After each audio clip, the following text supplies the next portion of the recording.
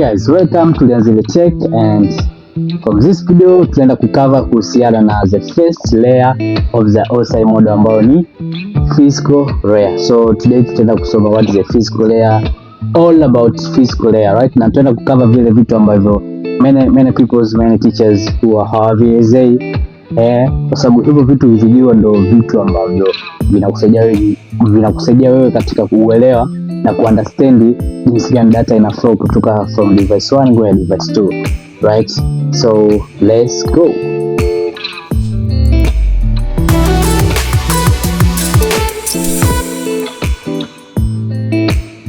Okay, so what is physical layer, right? What is physical layer kwenye OSI model? When I say physical layer, first unabidi uelewe kwamba physical layer ni the first or the lowest layer of the OSI model, right? Kwamba ile layer ya mwisho kabisa, right? Kwa sababu katika OSI model layer kuna layer saba, right? Kuna layer saba. Kwa kuna layer 1, kuna layer 2, layer 3, 4, 5, 6 and 7. Kwa 7 ndio hii leo ambayo tunasema nini? Physical layer, right? Kwa hiyo data inavyoflow data overflow kuna pati mbili. Kuna pati ambayo message imetumwa, tuseme huyu ndo computer A, right? Huyu ndo computer A, and then data inatumwa kwenda kwa computer B, tuseme, au device B. Sorry, okay. Nadhani mtakuwa mnaelewa. So huyu let's say huyu ni Tom Holland, anatumwa kwenda kwa kwa Gwen, right? Okay. So huyu device A anatuma message labda ya hello, right? Tunasema anatuma message ya hello, si ndio? Okay, hello. Kwa hii message inapotoka kwenye device 1 inakwenda kwenye device 2, basi hizi layers zinatofautiana, kwamba hii message itasafiri kutoka kwenye layer hii ambayo ndio layer 7 itashuka mpaka chini, si ndio? Then ilifika huku itaanzia hapo kwenye physical layer, itapanda kwenda mpaka kwenye layer 7. Hiyo ndo system ya kujifunza vizuri kuhusiana na hizi OSI model, kwa sababu kuna namna watu wengi huwa wanapofundisha kidogo inakuwa inawachanganya kwamba kwa nini nianze kujifunza physical layer wakati tunajua ili usend data lazima uanze kuopen uanze kuopen application, ambayo application hiyo ndo 7 layer, right? Kwa hiyo kumbuka data inavyotumwa kutoka kwa sender inaanzia 0, inaanzia 7 layer na kwenda down, right? Inapokwenda down hapo kuna process ya encapsulation, right? Tutaenda kusoma nini maana encapsulation. Then hiyo data ikishafika mpaka kwenye physical layer ndo ikishatoka kwenye physical layer ya kwenye sender, basi kwa huyo receiver inaanzia hapo kwenye physical layer, then inapanda kwa physical layer, layer 2, 3, 4, 5, 6 mpaka layer 7. So tutaenda kuelezana nini maana physical layer, kwa na kama tulivyosema kwanza ni lowest layer katika OSI model, right? So je, kazi yake ni ipi, right? Okay, so physical layer yenyewe ipo responsible, au the main function of physical layer ni to be responsible katika kufanya transmitting of the low bits. Nikisema low bits na maanisha 0 and 1, right? Kwamba ina move the low bits from the one device, from the device A kwenda katika device B, right? Kwa kitendo cha kumove hiyo low bits kutoka kwenye device 1 kwenda kwenye device B, basi hiyo layer inahusika na hicho kitu ni physical layer, right? Kwamba tuseme umesha open application layer, umeandika message kama hiyo hello, si ndio? Unaposend hiyo message itashuka mpaka chini, si ndio? Then ikifika kwenye physical layer hapa inaiconvert hii hello, si ndio?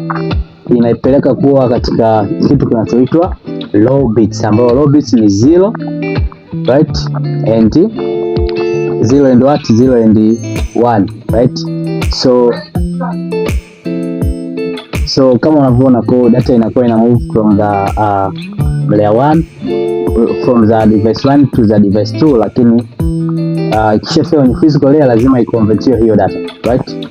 kama nilivyosema kwenye mfano. Kwa hiyo hii hello haitumwi kama text, bali inatumwa kama 0 and 1, ambapo hizo 0 and 1 ni kwa sababu the channel ambayo inatumika ku connect device A and device B, it can be the wire, I mean cable, au can be the wireless ambayo inaweza kawa ni wifi, au can be the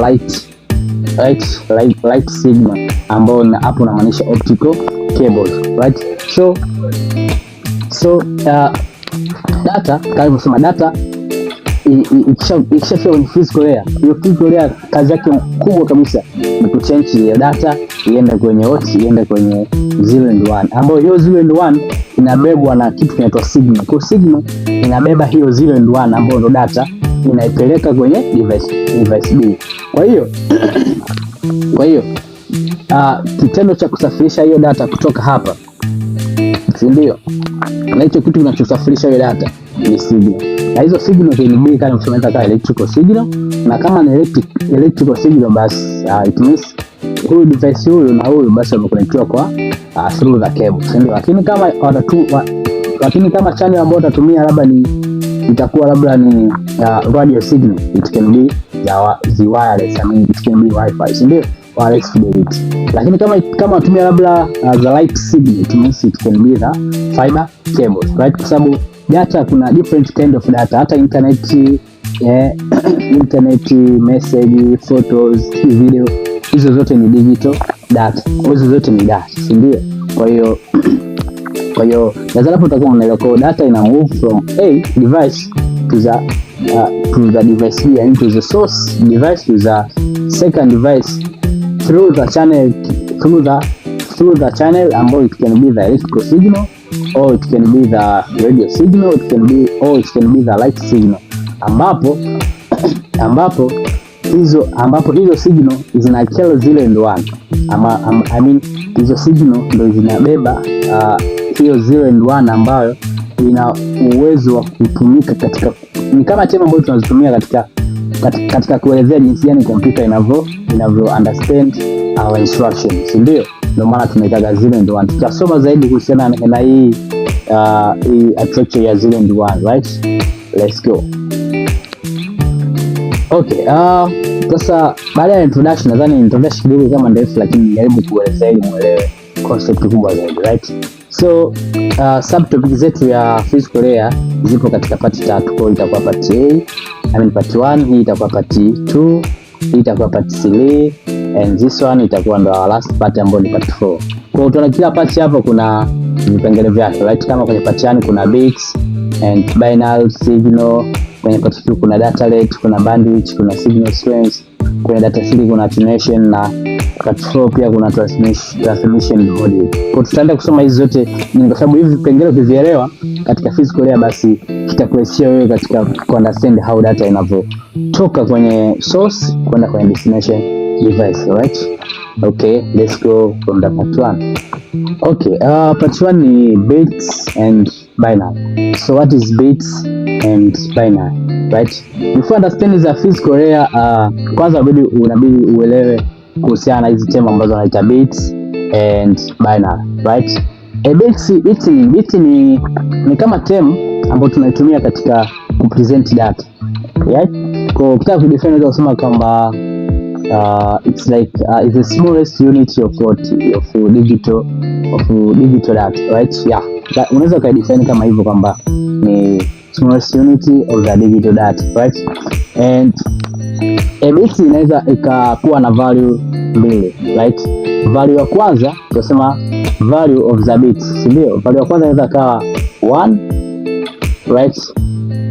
And value ya pili inaweza kawa 0, and right, kwamba value of bit inaweza kawa 1 au 0, ambazo hizi wengi sana mnapoangalia kwenye video za kusana tech utakuta labda wanakuambia kompyuta inaelewa 0 and 1, si ndio? Afu atakuelezea 0 and 1 nini, atakwambia si kompyuta inaweka kama switch, right? Kwa sababu kuna transistor, vitu kama hivyo, right? Kwa inabidi uelewe vitu kama hivyo. Kwa kama sasa bits inakuwa na value mbili ambavyo inaweza kuwa 0 and 1. Mfano labda ikitype herufi H, si ndio?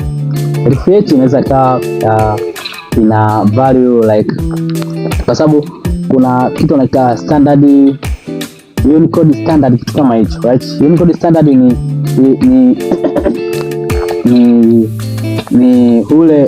ni ile presentation ya kupresent yani kafano unapogonya herufi fulani kwenye keyboard, si ndio? Basi hiyo Unicode standard yenyewe ina present kwamba when you press H key au A key kwenye keyboard, basi inakuwa ina present bits fulani, si ndio? Kwa mfano ukipress 1 ndio kama inaandika 1 1 0 0 mpaka bits zinakuwa nane. Lakini leo tupo kwenye somo hilo, right? Tupo kwenye somo la method ambao ni physical layer, si ndio? Okay, so twende kwenye signal. What is a signal? Si ndio? Signal pia ni concept ambayo unapaswa uielewe sana katika layer 1, kwa sababu signal yenyewe ndo inasafirisha zile bits 0 and 1. Signal ndo inasafirisha, right? Kwa kusema hapa labda kuna device A, hapa kuna device B. Kwa huyu device anaposend message kwenda kwa huyo, si ndio? Hiyo njia inayotumika hapo, yani hicho kitu kinachosafirisha hiyo message ni signal, right? Sisi tunaelewana. Kwa hiyo tunasema tunaweza kusema kwamba a computer can't simple send 0 yani 100 si ndio? But yani computer haiwezi kutuma zile namba. Yani usifikirie kwamba namba zinatumwa labda kwa njia ya unatuma message hello labda si 0 ndio inasafirisha, no. But kitu kinachosafirisha ni signal. Signal ndio ina carry that 0 and 1 ambazo that bits then inasafirisha inapeleka mpaka kwenye device 2. Kwa hiyo ikishasafirisha zile signal, ikishasafirisha 0 and 1, itapofika huko basi ndio sasa tunaanza sasa kuchambua sasa kwamba labda data science, labda signal inaondolewa sasa, zile signal inakuwa imeshia layer fulani, then layer 2 inaanza kuchambua frame, layer 3 inaanza kuangalia IP address, vitu kama hivyo, right? Kwa signal ni kitu ambacho kinabeba hiyo data, ambayo hiyo data ilipofika kwenye physical layer tunasema ishafanywa changes ambayo imekuwa ni 0 and 1, right? Imekuwa bits, lakini imekuwa bits, right? Na kama nilivyosema hapo awali, signal inaweza ikawa electrical signal, aidha ikawa light signal au wenyewe tunataga optical signal, na pia inaweza ikawa radio signal, ambayo hiyo radio signal ndo it used for wireless communication, right? Lakini optical signal it used with a fiber optical cables, right? So tutajifunza zaidi jinsi gani hizo cables zinafanya kazi, right? Ndio hapa kani kuandika electrical signal, electrical signal or optical signal or radio signal, right? Okay, let's go to the transmission media. Before tunaenda kuelezea transmission media, inabidi kitu cha kukumbuka ni kwamba bits ambayo ni 0 and 1 ni data, kwamba bits ile ni data, yani 0 and 1 ni data ambayo ni data, alafu signal tunaelezea kwamba signal as a physical way ambapo hizo bits are presented and transmitted. Kwamba bits nikisema 0 and 1 ndo data yenyewe, lakini signal ndo inaobeba hizo bits na kupeleka kwenye device. Kwa hiyo uelewe, right? So let's go to the transmission media, right? When you say that term, that transmission media, right, inakuwa na maana gani, right? Kwamba hapa nimeandika means the physical or wireless path through which a signal ina travel, right? Kwamba transmission media ni njia ambayo inaweza kawa ni wireless au inaweza kawa physical, ambapo data inakuwa au nisema ambapo data ndio inakuwa ina travel, inapita kupitia ni kama njia ambayo data sasa huwa inapita, right? Kwa data inapotoka kwenye device 1, si ndio, inapofika kwenye device B. Unaona hii ni njia ambayo data huwa inapita. Ndio it can be the cable, inaweza kawa ni cable like Ethernet cable, right? Au inaweza kawa ni wireless, sio kama hapa kuna inaweza kawa physical au wireless.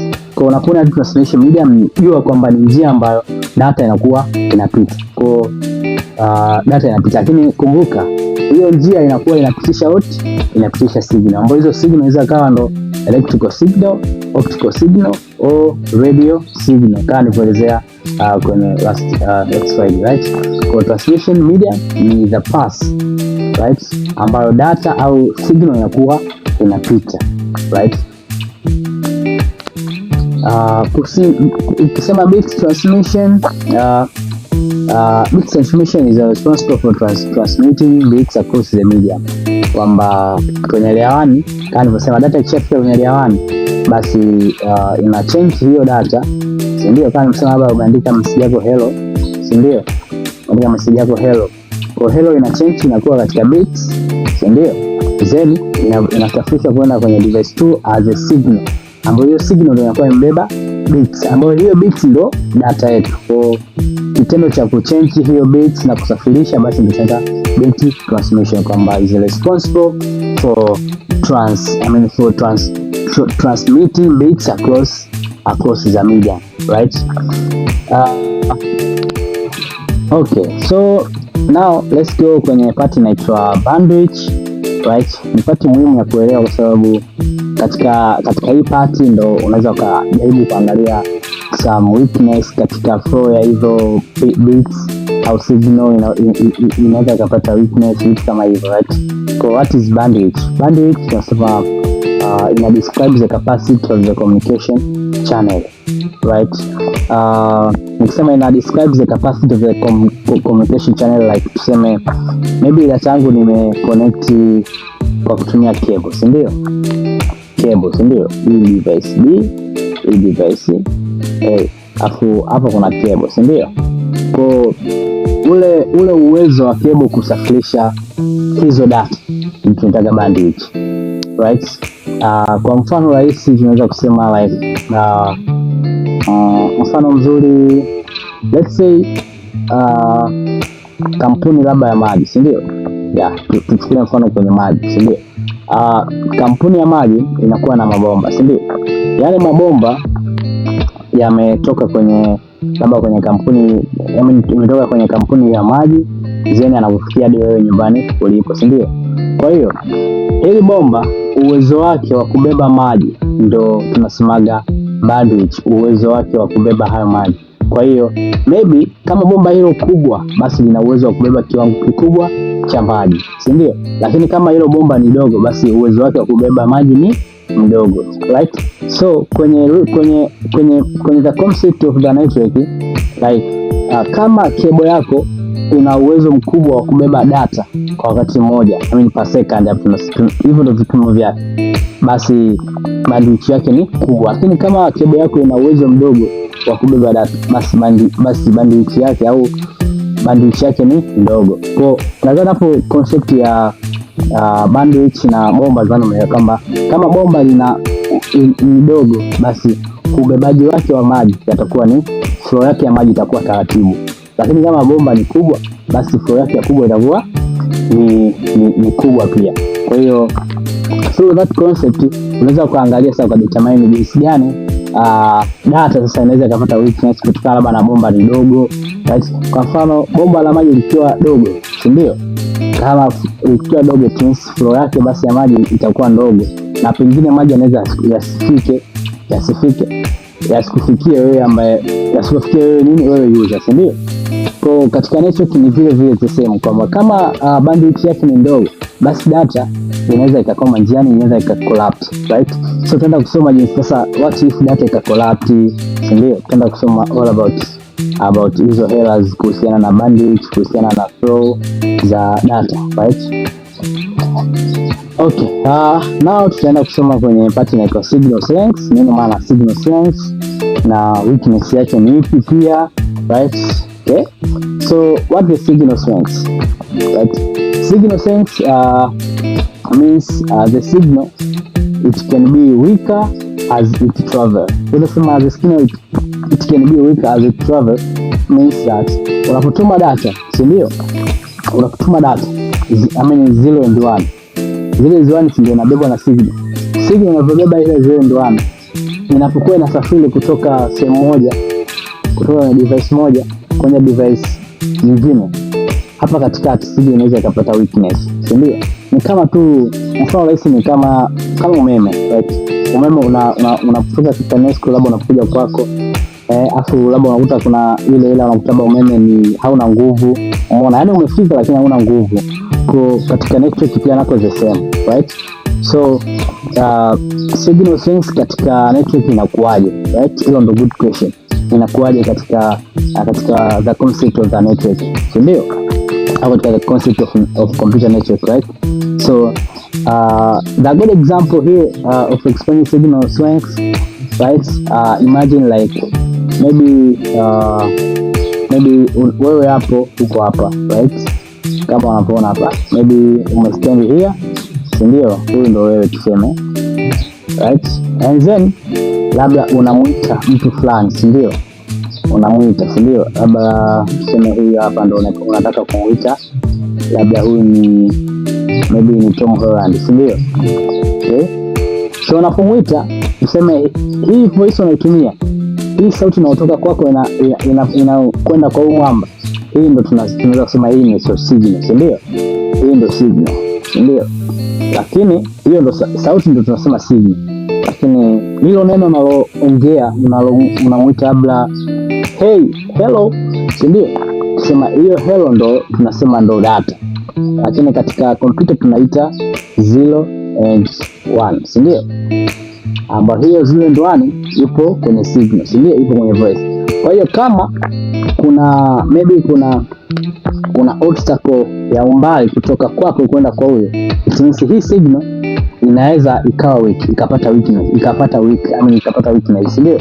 Ikawa weak means watu kwamba umemuita maybe anaweza asisikie kabisa au akasikia kwa mbali, ndio.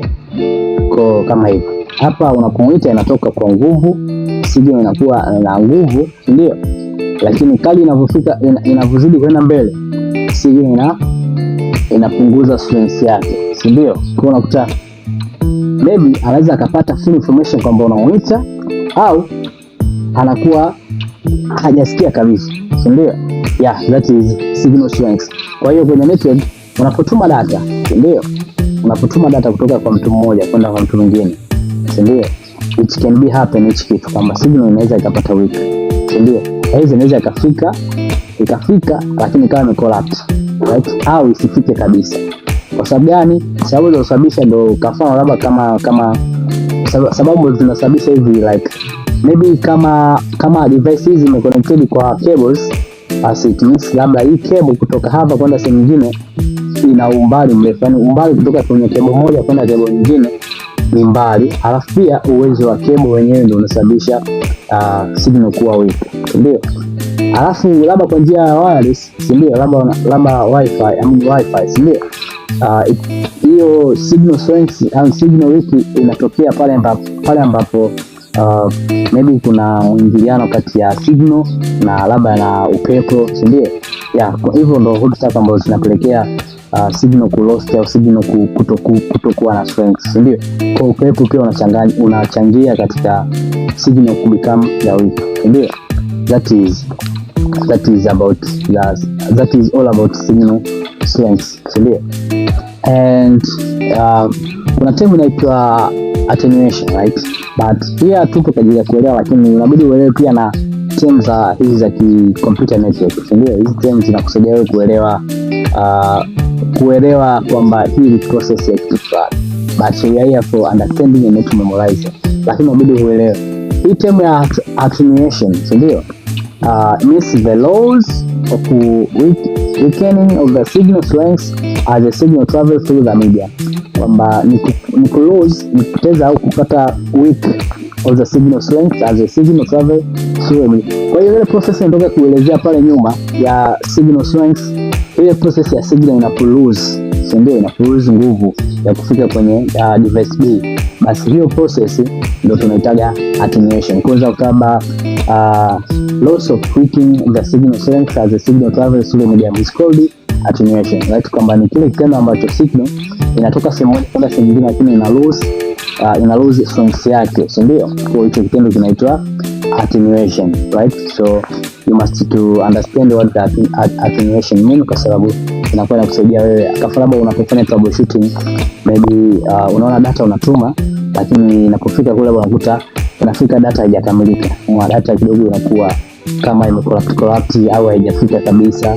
Unaweza ukajaribu kucheck troubleshooting nyingine, lakini ukagundua kwamba maybe data ni slangs kutoka device moja kwenda device nyingine, basi ni labda inapata weak, ndio kwa unakuwa unaelewa kwamba hii itakuwa ni attenuation, right? And now sasa tunaenda kusoma za physical hardware kuhusiana na hii physical layer, right? Physical layer ina types of hardware au device ambazo zinatumika kwenye physical layer, right? Kwa ndio tunaita physical hardware, kwamba layer 1 is cause associated with the physical networking hardware, right? Tunaenda kuziona sasa mfano zipi, right? Mfano wa kwanza ni mfano wa kwanza ni huu hapa, inaitwa repeater, right? That is example of the physical layer device, right? So signal ni repeater nini? Repeater hii ni device ambayo yenyewe kazi yake ni kugenerate au kugenerate au kutransmit a signal. So communication can be continued over a long physical distance. Umeona bwana? So example like maybe hapa ndo kuna device A, ndio, and here ni device B, ndio, then tuseme zimeconnectiwa kwa cable, ndio, okay, which means physical medium channel yetu itakuwa inapitia huko, ndio, kwa data itakuwa inapita signal yetu itakuwa inapita huko, ndio, mpaka tafikia hapa. Lakini tumesema kitu tunaitwa signal strength, kwamba signal inaweza kaa yapata weak, ndio. Kwa kupata weak signal, let's say labda umbali kutoka device 1 kwenye device B, labda hii cable ni refu sana, labda hata tuseme mita 50, labda tuseme mita 50, ndio, au 100, ndio. Kwa hiyo maybe data kama nilivyosema, data inatoka kwenye device 1 kwenye device B, kutokana na umbali ni one determinant ambayo inaweza kusababisha signal ikawa weak, ndio, au kwenye wire tunasema obstacle zake ni kama labda inasababishwa na upepo, vitu kama hivyo, ndio. Kwa hiyo repeater kazi yake ni kustand intermediary, kustand katikati, ndio. Let's say hii ndo repeater yetu, ni device hii, right? Kwa hiyo repeater atakuwa katikati hapa, na kazi yake kubwa yeye ni kuchukua signal kutoka katika device A, ndio, tuseme hii ndo data yetu inatoka huku like this, ndio, inakuja hapa ina strength kubwa, ndio, afu hapa ikaanza kugain strength, ikaanza kupungua. Kwa hiyo repeater kazi yake ni kuchukua hiyo weak signal, ndio, ambayo tumetoka huku, ndio, inachukua then inaipush kuiongezea strength kufika kwenye device B, right? Like this. Kwa hiyo niwatolee mfano mzuri hapa ili you understand well, right? Okay. Let's say hii ndio device 1 and this one is device B, ndio. Hapo zeni zimeconnectiwa na cable. Nataka niwaelekeze ili muelewe vizuri, ndio. So tunaona kwamba data huyu katuma data, ndio. Data yetu inavyoanza kutoka kwake kwenda kwa huyu, labda ina strength kubwa like this, ndio. Right? Lakini kadri inavyozidi kwenda, tunaona signal ina lose strength, ndio. Maybe inaweza ikacollapse ikiwa njiani, au ikafika au ikapotea kabisa, au ikafika kama ikafika lakini sio complete, ndio. Right? So yeye repeater kazi yake ni kustand hapa katikati, right? Yeye kazi yake ni kukaa katikati. Then unapotuma data, ndio, unatuma data inakuwa katika strength, then inazidi kupungua, ndio, afu itakutana na repeater. Repeater kazi yake ni kuchukua hiyo weak signal na kuiongezea power au kuiongezea strength ili iweze kufika kwa device like this, you see. Kwa data imetoka katika strings kubwa, ndio, tuseme kutoka hapa hadi hapa data ilikuwa katika strings kubwa, lakini kutoka hapa kuja hapa data ilikuwa weak. then repeater, ndio akaichukua hiyo weak repeat, then akaipush au akaiongezea strength, ndio strength ikafika ili iweze kufika katika device B. Think utakuwa umeelewa kuhusiana na repeater, right? So that is all about physical layer.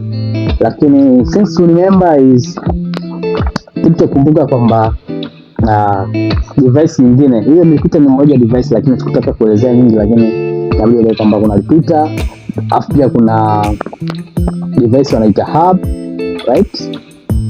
Hub ni kind of device ambayo inatumika kwenye layer 1. Pia kuna modem pia ni kind of device ambayo inatumika kwenye layer 1 ambayo ni physical layer. Na tofauti kati ya hub na repeater ni kwamba hub yeye kazi yake ni kurepeat signal kwenye port zote. Hub yeye tuseme ndio huyu hapa hub, si ndio? Hapa kuna computer, si ndio? Computer 1, hapa computer B, hapa computer C, si ndio? Wewe unaposend data kuja kwa huyo hapa, si ndio? Inapofika kwenye tuseme kama hao tuna wameconnect kwenye hub cha kwanza, tu connect before kusend data, si ndio? Then una send data kutoka kwako kwenda kwenye device hiyo hapa, si ndio? Kwa yeye hub anaipokea ile data, lakini kumbuka hiyo data inakuwa katika state ya signal, si ndio? Sema hii ndio data yetu. Ikifika kwenye hub yeye kazi yake ni moja tu. Hub yeye hana brain ya kudetermine kwamba hii data, au hana uwezo wa kuichambua hii data hadi kupata the address ya destination device, si ndio? Yeye ametengenezwa on kwa ajili ya kutuma signal kwenye kila device ambayo ipo connected kwenye ports zake, ndio. Itumisi yenyewe kazi yake ni kupokea signal, then ina repeat signal katika ports zote, si ndio? Ports zote. Kwa hiyo kama wewe pia kama haka pia naye maybe akapata connection katika hub, si ndio? Let's say ndo haka, si ndio? Then ukatoa message to your girlfriend, si ndio? Ndio girlfriend wako, si ndio? Watuma message like this. Hub ya kazi yake hana brain, si ndio? Yeye kazi yake ni kurepeat hiyo signal ambayo utuma. Kwa hiyo kitacho happen ni kitu kwamba hub atachukua hiyo signal, si ndio? Atachukua hiyo signal, ataiprocess, si ndio? Then ataispread hiyo signal kwenye kila device, si ndio? Ataipeleka kwenye huyo device, ataipeleka kwa huyo haka device, also ataipeleka kwa girlfriend wako. Kwa hiyo tunisi hub ya kazi yake ni kurepeat signal ambayo anaipata kutoka kwenye source device, then kuirepeat tena kuispread kwenye kila device ambayo iko connected kwenye ports zake, si ndio? Then hata huyu akireply basi atafanya hivyo, ataipokea, ataiply kwa watu. Kwa hiyo tunisi huyu na huyu hapa wataona message ambayo wataona signal, watapata message, lakini kama haga watu wataalamu ambao wanajua kusoma na kuchambua hizo data, ana uwezo wa kuona signal pia na kuanalyze hizo data na kupata the plain text au message ambayo ulomtumia huyu jamaa, ndio. That is function of hub. Lakini repeater kazi yake ni kuchukua ile weak signal then kuiongezea strength ili iweze kufika kwenye destination, right? So that is about physical layer, right? And you can see some weakness about physical layer. So make sure you understand the concept and not memorize it, right? Okay. Thank you.